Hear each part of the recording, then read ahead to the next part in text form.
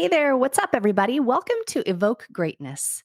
This podcast was created for those of you who, like me, are driven by their curious nature and fascination with the champion mindset. If you have an insatiable hunger for growth and knowledge, or maybe you're just curious on how some of the most successful people have navigated their journey, we share the ups and the downs, the highs and the lows, and all the lessons learned along the way. It doesn't matter what chapter you are on in your story. Maybe you're just getting started, or heck, maybe you're halfway through. What I know is where intention goes, energy flows. It's my most sincere hope that you will hear something in one or maybe many of these episodes that resonates with you and reminds you that you are not in this alone. As we venture into year 2, I hope that you find a sense of connection and community when you're here, because we all deserve a place where we belong. My name is Sunny, and I am so glad you're here. If you're new, there's a few things you want to know about me. I am a huge book nerd and a wee bit of a control enthusiast with an obsession for motivational coffee cups. I believe that a rising tide raises all ships, and I invite you along in this journey to evoke greatness.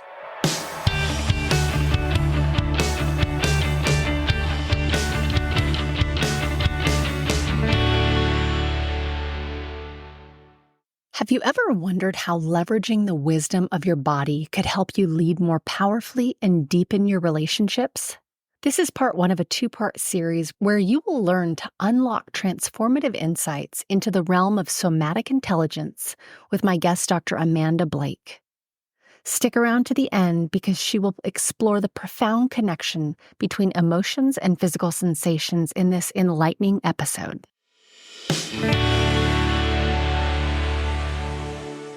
Welcome back to another episode of Evoke Greatness. I am excited to hop into this topic today. We have Dr. Amanda Blake with us. She's the author of Your Body is Your Brain, Leverage Your Somatic Intelligence to Find Purpose, Build Resilience, Deepen Relationships, and Lead More Powerfully. Amanda is not only an accomplished author, but a pioneer in integrating somatic intelligence into that personal and professional side of development. She teaches us how to use our bodily wisdom to find purpose, build resilience, deepen those relationships, advance ourselves in so many of the different facets, and lead more powerfully. Amanda, welcome to the show. Thank you for having me. Well, I would love to kick off. How did you jump into what you're doing today? The current version of ourselves, oftentimes it's like, okay, the fascinating part is what led up to where you are now? Yeah, gosh, I always have a hard time doing I'm going to try to do the nutshell version for once, but we'll see. Let's see if I can pull it off. I've always had an interest in the relationship between biology and psychology, dating back to like when my mother was pregnant with my baby brother. So from childhood, really. I grew up as an athlete and I grew up in a medical family. And I thought for both of those reasons that I would go into sports medicine. And I started down that path and happened upon perspective on the world that interested me even more, which is the major that I was in college really took the point of view. It was a human biology major, but it took the point of view that we can only understand humans by looking at us, them, we, through the lens of both the natural and the social sciences. So I had a lot of education in biology and psychology, and then on sort of a community level in the relationship between culture and nature, or ecology and anthropology. And that was just deep fascination for me in my very early formative years. And people did all kinds of things with that degree, but it's certainly, and it's interdisciplinary enough that it doesn't lend itself to an easy, obvious path or job. And I had many, many interests.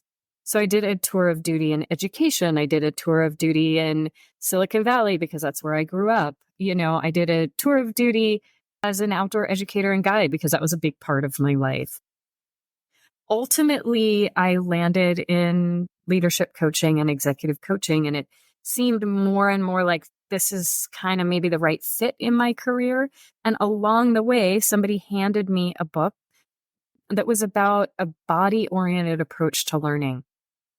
And I went to study with the author of the book and have subsequently studied with many other people who do this kind of work.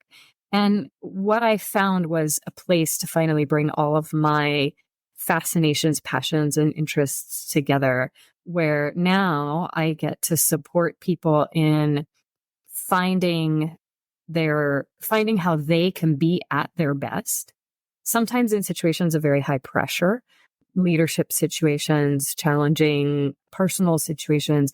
Like, how can we tap our best by leveraging the whole of our intelligence? And it turns out we have a lot more intelligence than we think we do, all the way out to our fingers and toes.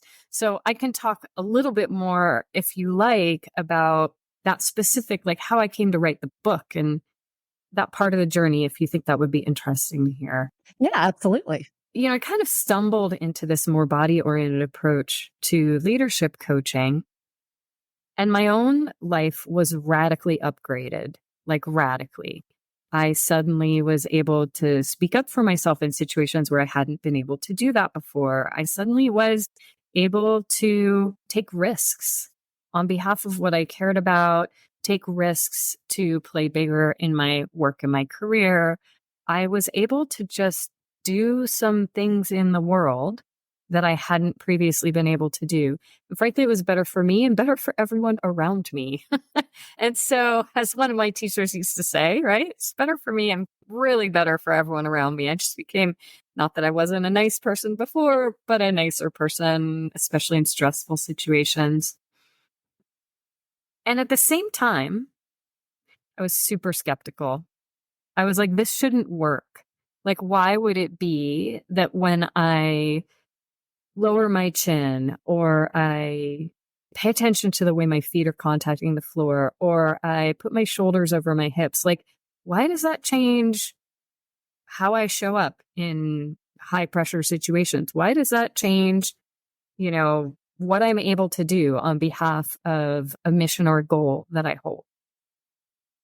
So I was actually pretty skeptical. And that was the genesis of the book, Your Body is Your Brain. I had to go figure out for myself, like, what's underneath all this? Why I could see that it was having a huge impact in my life. As I started using these practices with clients, I could see that it was having a wildly huge impact on them. But I was like, I don't understand it. So I wrote the book partly so I could understand it, but also because I felt like, this is very powerful. But if I don't understand it, and I was resistant at first, I'm not the only one. And people should have access to this. It would have helped me to have like a clear explanation of why it makes sense that you can actually change yourself and support behavioral learning through embodied practice. Yeah. And I think so many people think that some of that development in ourselves, both personally and professionally, is relatively like surface deep, right? And we hear about things like the power pose. We hear about things like, oh, get this playlist, get these something to really trigger your mind to get you amped up. And those things, though they work in some situations, sometimes it's about better understanding why they work. And so that's why I love to dive into topics that go deeper into this. And so for listeners who may be new to this concept, can you break down what somatic intelligence entails and why is that crucial? How can it really shift our personal development? Yeah, great. So we do actually have intelligence, and I mean intelligence. If you look at kind of the researchers' definition of what cognition is, it's our capacity to know the world through our senses, right? So that's already very physical. Know and experience the world and effectively make decisions about what to do in the world. That is what cognition is. So when we're looking at what cognition is, there are intellectual aspects to that, right? Like understanding a spreadsheet if you're making financial decisions, right? But there are also social and emotional aspects to that, like understanding if the person across from you is ready to hear what you have to say to them. Kind, constructive, whatever it may be, right? And so there are different forms of intelligence, and we're used to thinking about that, like that there's mathematical intelligence, there's kinesthetic intelligence, some people are auditory learners, et cetera, et cetera. We have a whole form of intelligence that in the in the academic world is referred to as embodied cognition.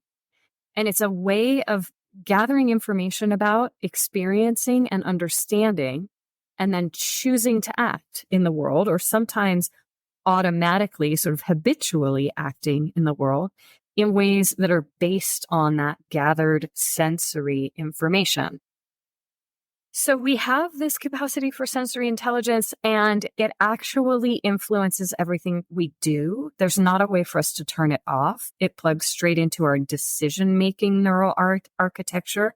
It plugs straight into the neural architecture that helps us understand our own emotions. It's plugged straight into the neural architecture that helps us empathize with other people. And so we actually have this vast source of intelligence that, in contrast to all of our years in school, kindergarten through graduate school, we spent a lot of time training our intellect. We actually just don't spend time training our capacity for embodied cognition. And that's true. That was true for me. I was an athlete. I spent a lot of time training my body for specific athletic feats, but that's very different from embodied cognition. Likewise, you might spend a lot of time paying attention to the body, or you might know a lot about the body if you work in healthcare, right? And have certain ways of intervening with medications or with different kinds of medical devices, all kinds of things that you can do to intervene in the health of the body. That's also really different. What I'm talking about is an intelligence that comes from our fingers and toes. And one of the ways to think about that is like when the hairs stand up on the back of your neck, right? That's metaphorical, but also very real. We'll have these moments where we just have some spidey sense. Or like in the same way that you stubbed your toe, you will know if you, in a manner of speaking, stubbed your heart. And so we have an embodied knowing, but we don't have 12 or 24 years of education that help us discern what it's telling us, that help us make intelligent use of those messages. So what I do is help people learn that process of discernment and then apply it specifically in the leadership realm. And there's lots of other places you could apply it. It matters for parenting. It matters for decision-making about your own life. It matters our bodies come with us everywhere, so it matters everywhere. As you talk about that spectrum of anywhere from kids to professional adults, all the way through life, these things and the challenges that we stumble upon. We had talked kind of a bit before hitting record just on the burnout side of things, right? But burnout, I guess, really, when you think about it, when you talk about that spectrum, isn't necessarily just for adults. Kids can experience those types of things as well. Maybe they show up in different ways. When you think about those that may be experiencing things around burnout and stress and anxiety, how can people utilize somatic intelligence to navigate through those types of challenges that are sometimes they almost feel a little more emotional than physical? Yeah. Well, one of the ways to understand emotions, and recent research on emotions suggests that emotions are essentially a bridge between the physical and the conceptual. So what I mean is, let me give you a really specific example. Let's say you are experiencing your heart fluttering in your chest in a non-medical way, right? So we go, okay, I can feel my heart fluttering in my chest. Well, do you feel anxiety or do you feel excitement? And the way you know has to do with your evaluation of whatever the situation is. Right? So there's a physical sensation, heart fluttering, and there is kind of an interpretive evaluation. Like, I'm really excited about what's ahead, or I'm really nervous about what's ahead, right? So emotions are kind of a bridge between the conceptual and the physical, and we actually don't experience emotion in the absence of physical sensation. But because of our neural architecture and also because of a number of different cultural pressures, we're not as used to feeling those sensations. They tend to be more subtle unless there's something very significant going on that's making us really nervous, for example. And so all of those physical sensations are kind of put on autopilot by nerve cells that are part of our interoceptive nervous system. Some listeners may know that term, others may not. It's basically the equivalent to our five senses, but inside of our body, right? So we're getting information from inside of our body, but those nerve cells are actually smaller. They are unmyelinated, meaning they don't have this insulated fatty sheath that helps the signal travel faster. So compared to our capacity to pay attention to the world outside our own skin, our capacity to pay attention to the world inside our own skin is kind of sensorily dampened. It's quieter, which is why we often close our eyes or go somewhere quiet, right? To try and get in tune with ourselves or get in touch with ourselves. So all of that is to say, there are challenges and obstacles to sensing ourselves. But when we do, we actually gain all kinds of information. Okay, so let me make sure I'm on track with your question. You asked about burnout and stress and overwhelm and how we can respond to those situations.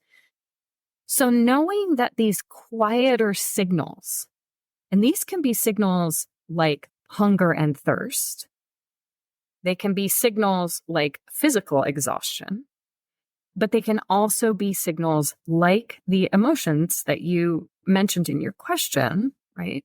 Which is, one of the symptoms of burnout is emotional exhaustion and kind of a depersonalization of the people that you work with, the people that you're with every day. It's like kind of treating them like a number because I just can't kind of face my daily responsibilities. So that level of burnout, a lot of times will either have strongly heightened emotions. So we'll get really emotionally reactive, maybe with a lot of sensation behind it. Or alternatively, we might have really dampened emotions with a lot of dampened or numbing of sensations. Both of those things can happen. And one of the things that I think is really, really useful for contending with all of that, and this I'm speaking from personal experience here because I ran into a period of pretty severe burnout where I actually had to step out of working for a period of time. It was pretty significant. And one of the really important lessons that I learned from that is the importance of rest and the importance of quiet. Now, that's a luxury that not all of us can find.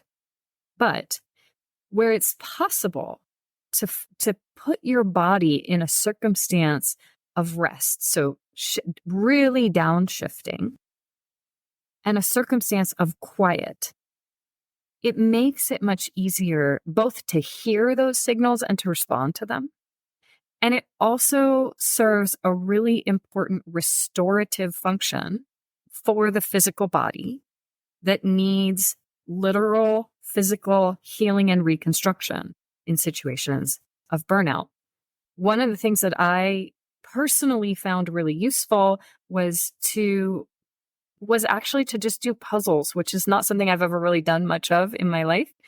But there are lots of different forms, like very simple doodling artwork or doing puzzles, the kinds of things that are not about giving your brain a lot of input, but allowing your brain to concentrate in a focused way, but not in a way that's like super high stakes, right? So doodling, coloring books, puzzles, whatever your sort of preferred form of allowing your whole brain and body to rest in a kind of active way, right? It's not just sitting in a hammock, although that can help too.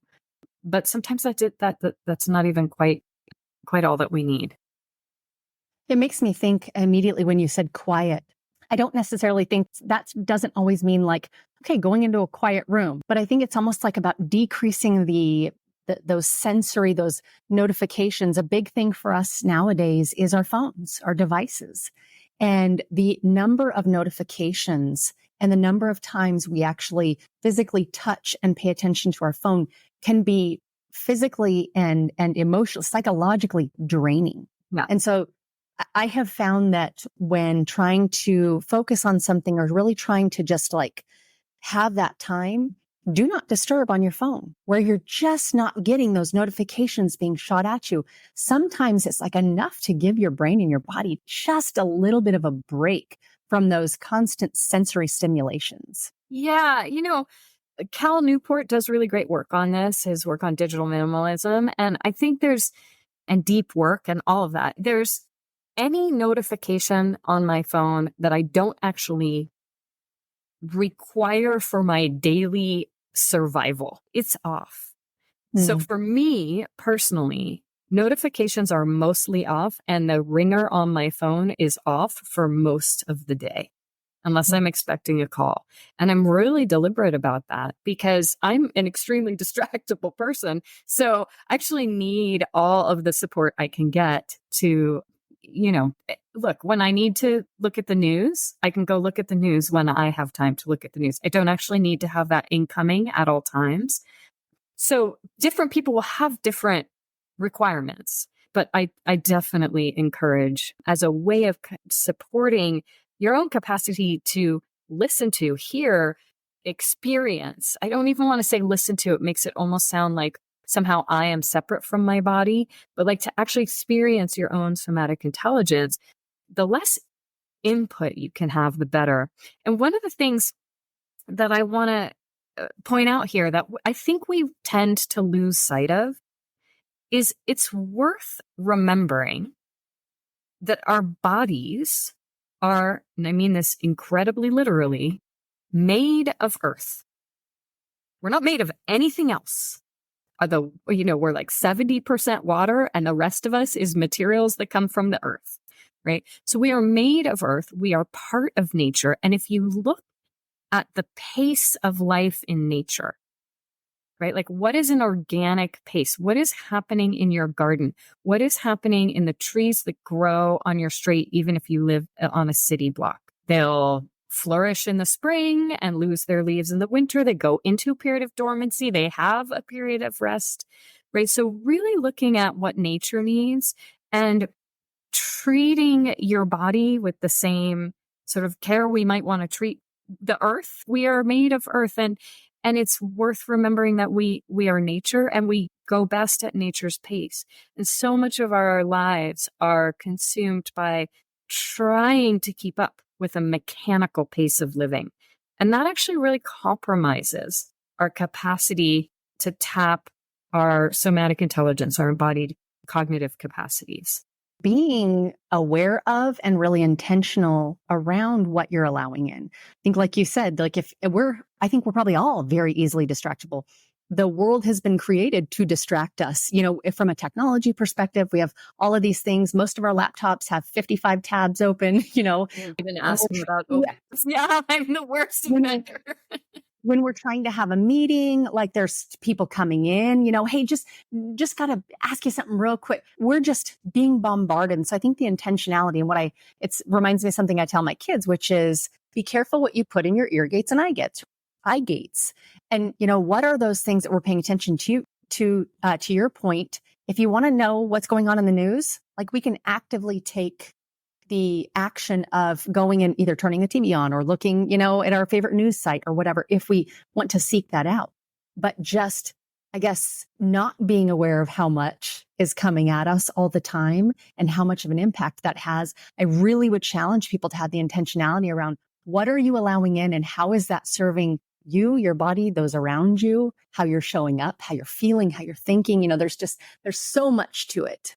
And staying even just on that side of factoring these things into our leadership. Can I say something about that? Yeah, please. Because one thing that's occurring to me, and this is actually critical from a leadership perspective, is you're in the driver's seat. So don't let anybody else tell you what you need to pay attention to. You're in the driver's seat. And one of the ways I learned this many years ago, I lived in a really small town in Alaska where this was sort of pre-cell phone era. It was a very small town. We didn't have phone lines in the town itself. And we got mail once a week.